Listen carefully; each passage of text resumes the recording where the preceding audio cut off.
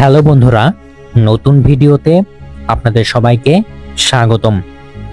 বাংলাদেশের রাজধানী ঢাকা, আর এই ঢাকা শুধু প্রশাসনিক কেন্দ্র নয়, এটি ইতিহাস, সংস্কৃতি ও ঐতিহ্যের এক সমৃদ্ধ নগরী। আর এই শহরের বুকে দাঁড়িয়ে আছে অসংখ্য ঐতিহাসিক স্থাপনা, যার মধ্যে অন্যতম হলো এই কার্জন হল। আজকে এই কার্জন হলটি সম্পূর্ণ ঘুরে দেখব এবং কার্জন হল সম্পর্কে বিস্তারিত জানব। তো চলুন ভিডিওটি শুরু করা যাক।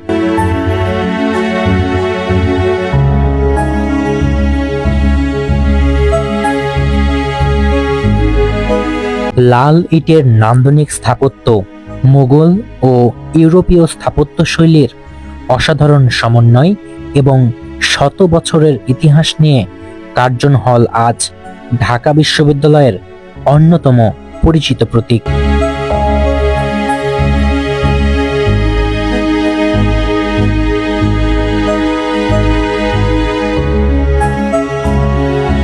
কার্জন হল বাংলাদেশের রাজধানী ঢাকার শাহবাগ এলাকায় অবস্থিত। এটি বর্তমানে ঢাকা বিশ্ববিদ্যালয়ের বিজ্ঞান অনুষদের অন্যতম প্রধান ভবন। চারিদিকে সবুজ গাছপালা, বিস্তীর্ণ খোলা মাঠ এবং মনোমুগ্ধকর স্থাপত্যের কারণে এটি শুধু শিক্ষার্থীদের জন্যই নয়, বরং পর্যটকদের কাছেও একটি অত্যন্ত জনপ্রিয় স্থান।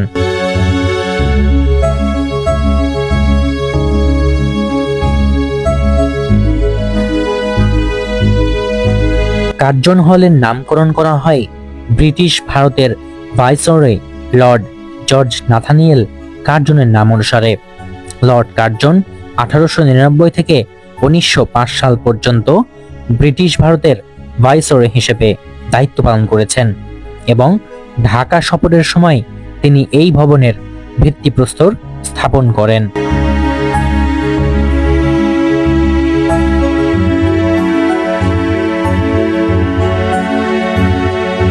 সেই থেকে এই ভবনটির নাম হয় কার্জন হল। 19বিংশ শতাব্দীর শেষ দিকে ঢাকায় উচ্চশিক্ষার সুযোগ বৃদ্ধি করার পরিকল্পনা গ্রহণ করেন ব্রিটিশ সরকার। মূলত এটি একটি টাউন হল ও শিক্ষা প্রতিষ্ঠান হিসেবে নির্মাণের উদ্যোগ নেওয়া হয়েছিল। পরবর্তীতে 1904 সালে লর্ড কার্জন ঢাকায় এসে এর ভিত্তিপ্রস্তর স্থাপন করেন।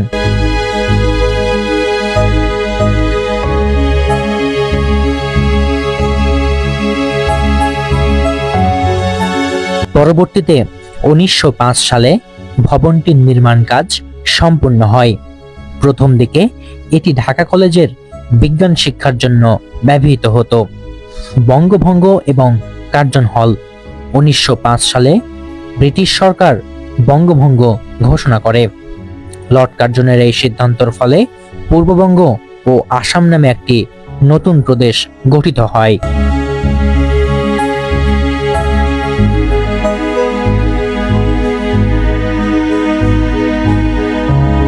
ফলে ঢাকাকে সেই নতুন প্রদেশের রাজধানী করা হয়। এর জন্য ঢাকায় শিক্ষা ও প্রশাসনিক উন্নয়নের জন্য বিভিন্ন স্থাপনা নির্মাণ করা হয়, যার অন্যতম ছিল এই কার্জন হল। তাই এই কার্জন হল শুধু একটি ভবন নয়, এটি বঙ্গভঙ্গ ও পরবর্তী সময়ের জন্য একটি গুরুত্বপূর্ণ ঐতিহাসিক স্মারক।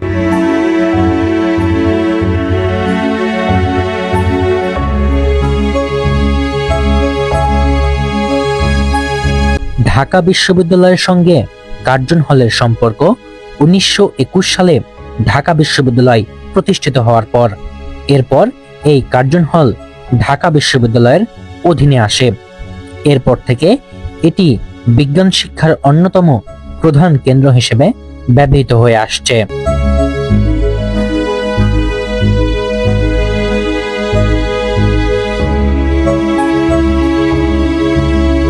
এরপর থেকে এটি বিজ্ঞান শিক্ষার অন্যতম প্রধান কেন্দ্র হিসেবে ব্যবহৃত হয়ে আসছে। ঢাকা বিশ্ববিদ্যালয়ের বিজ্ঞান অনুষদের বিভিন্ন বিভাগ এখানে পরিচালিত হয়। 1 শতাব্দীর বেশি সময় ধরে হাজার হাজার শিক্ষার্থী এই ভবনে পড়াশোনা করছেন। আর এই কার্জন হলের সবচেয়ে আকর্ষণীয় দিক হলো এর স্থাপত্য।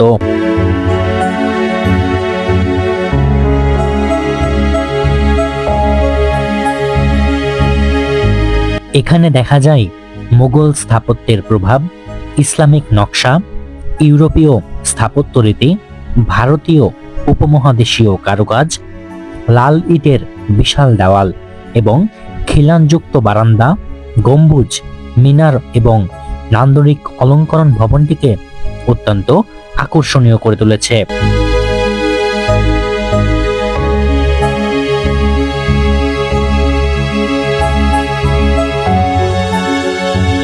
স্থাপত্য বিশেষজ্ঞদের মতে এটি ইন্দো সারা সৈনিক স্থাপত্য শৈলীর একটি চমৎকার উদাহরণ।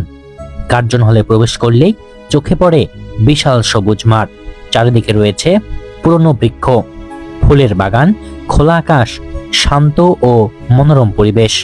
শহরের ব্যস্ততার মাঝেও এখানে এক ধরনের প্রশান্তি অনুভব করা যায়।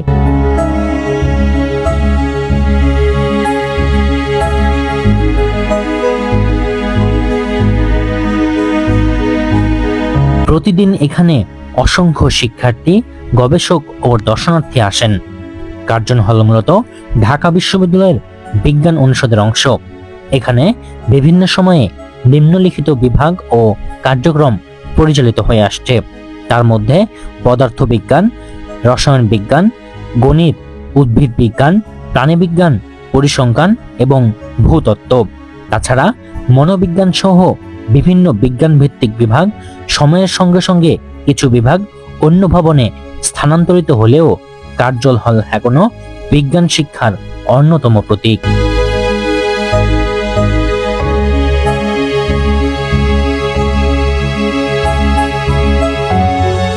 কার্জন হল একটি একক ভবন নয়। মূল ভবনের পাশাপাশি বিভিন্ন একাডেমিক ব্লক, ল্যাবরেটরি, শ্রেণীকক্ষ এবং প্রশাসনিক অংশ নিয়ে এর সমগ্র কমপ্লেক্স গঠিত হয়েছে।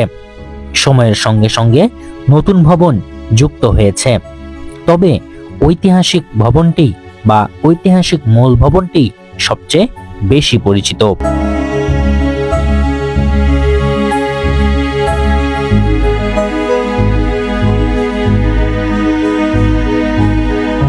ভাষা আন্দোলনের ইতিহাসের সাথে কার্জন হল জড়িয়ে আছে।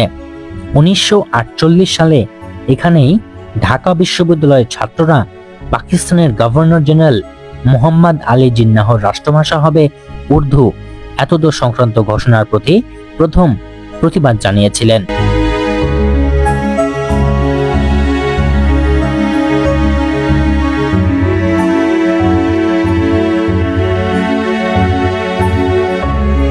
পরবর্তীতে 1948 সালের 24শে মার্চ কার্জন হলে অনুষ্ঠিত বিশেষ সমাবর্তনে জিন্নাহ পাকিস্তানের রাষ্ট্রভাষা উর্দু হবে এই বলে ঘোষণা করলে কার্জন হলে উপস্থিত ছাত্ররা তখনই নো বলে জিন্নাহর বিরুদ্ধে প্রতিবাদ করেন।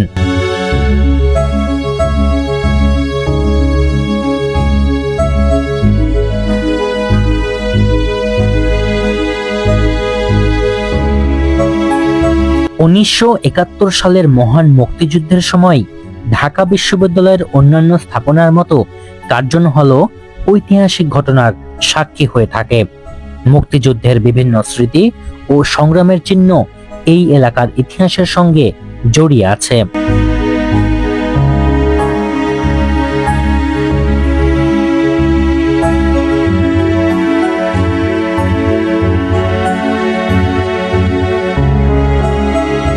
বর্তমানে এই কার্জন হল বাংলাদেশের মধ্যে একটি জনপ্রিয় স্থান।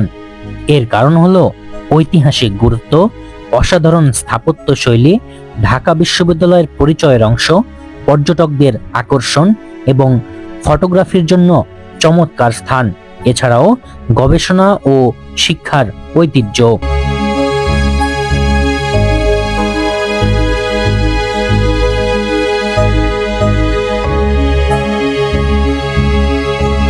ঢাকা বিশ্ববিদ্যালয়ের এই কার্জন হলটি বিশাল জায়গার মধ্যে অবস্থিত এবং এই কার্জন হল শুধুমাত্র একটি ভবন নয়, এর পাশাপাশি আরও কিছু সংখ্যক ভবন এখানে বিদ্যমান রয়েছে।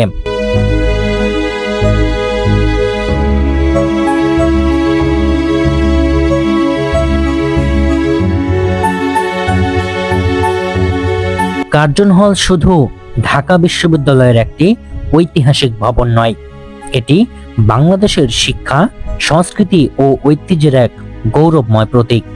শত বছরের বেশি সময় ধরে এই স্থাপনা জ্ঞান চর্চা, গবেষণা এবং শিক্ষার আলোর সঙ্গে ছড়িয়ে আসছে।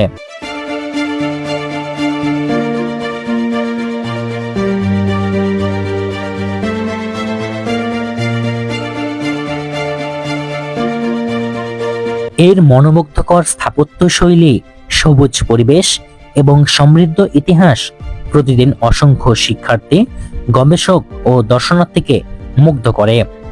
ব্রিটিশ আমলের ঐতিহাসিক নিদর্শন হিসেবে কার্জন হল আমাদের অতীতের স্মৃতি বহন করে, আবার আধুনিক শিক্ষার কেন্দ্র হিসেবে ভবিষ্যৎ প্রজন্মের পথপ্রদর্শক হিসেবেও কাজ করছে।